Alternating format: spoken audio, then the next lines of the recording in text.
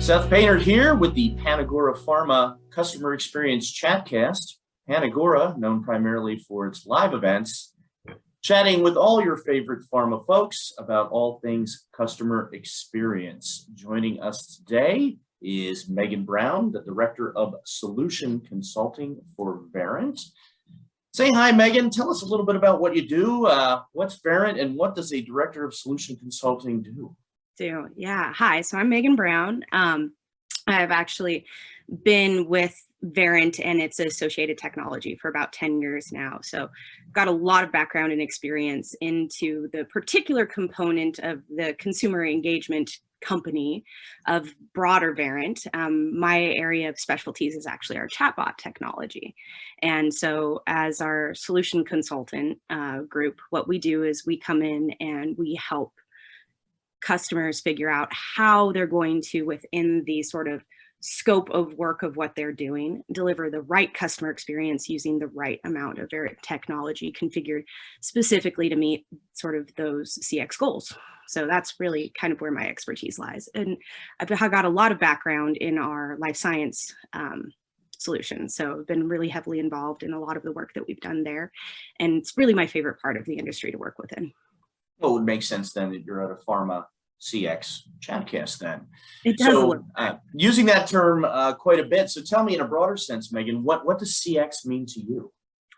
You know, when we think about what it means to have a good experience, if you put yourself in the customer's shoes, it's all around, how can I feel like I'm being taken care of on this journey that I'm on, right? How can I experience not just accuracy in the information that I'm being provided, but like genuine empathy, right, in terms of the situation that I'm in. And especially within healthcare, it's all about how do we craft these journeys and experiences to convey that compassion and still meet all of our important security and accuracy needs that let us operate safely within this space. So it's about where is that journey and how do we get there? So specifically, how does that layer on to your roles and responsibilities at Verint?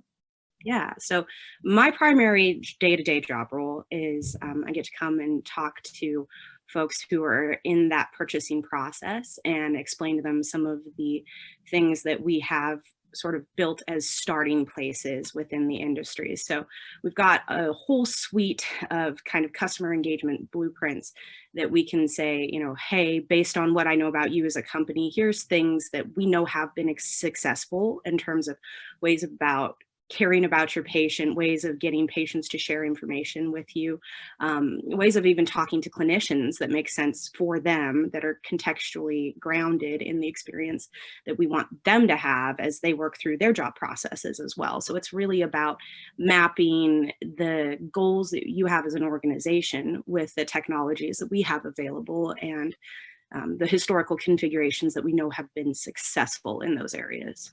So this is just a cookie cutter overlay of different blueprints, jamming it into each individual brand to say, this is the way it should be done.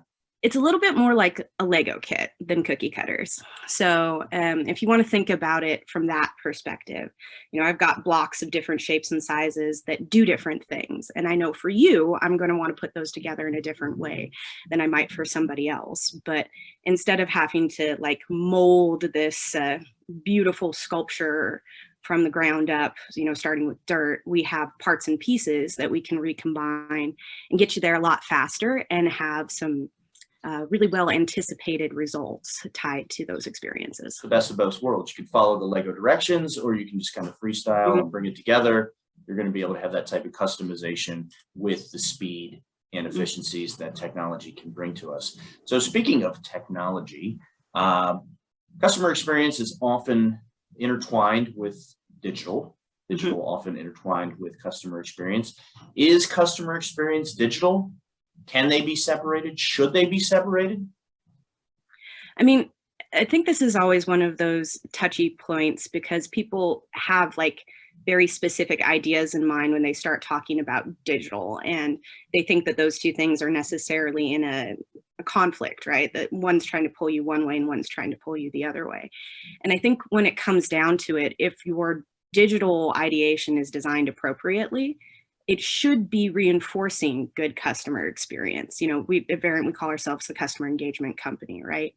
And that it really is because in order to have the kinds of conversations that we need at the scale that we need right now, in order to meet people where they are during the times that they want to talk, it's just not completely feasible that you can do all of those great customer experience things just using live humans, right? So technology is always going to have to be involved. Digital is always going to have to be something you contemplate.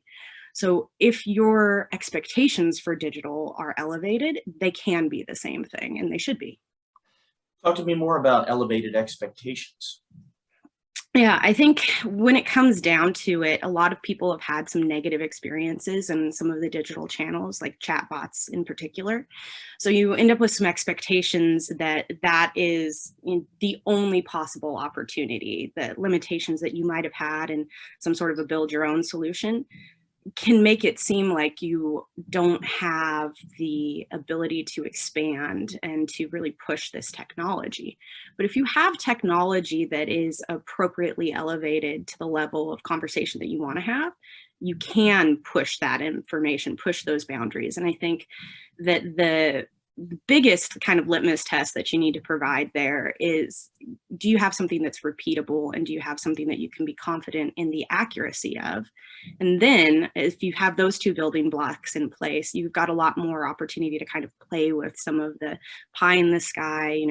If I could give my patient or my favorite HCP, somebody sitting with them the whole time through this experience that they could interact with and ask the questions that maybe they're afraid to ask, representatives from my company because they're worried that that's going to make them sound stupid. Or, maybe they have these questions at 2 a.m. and they're going to forget them by the time that the next morning runs around and the call center's open.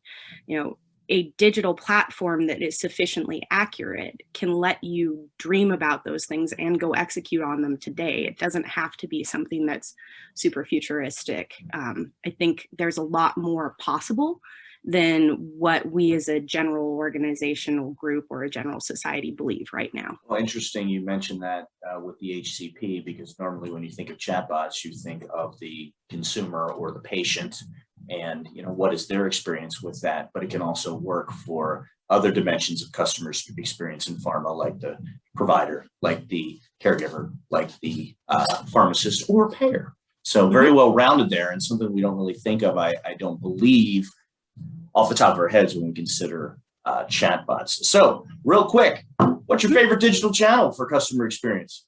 My favorite digital channel for customer experience is where your customers are.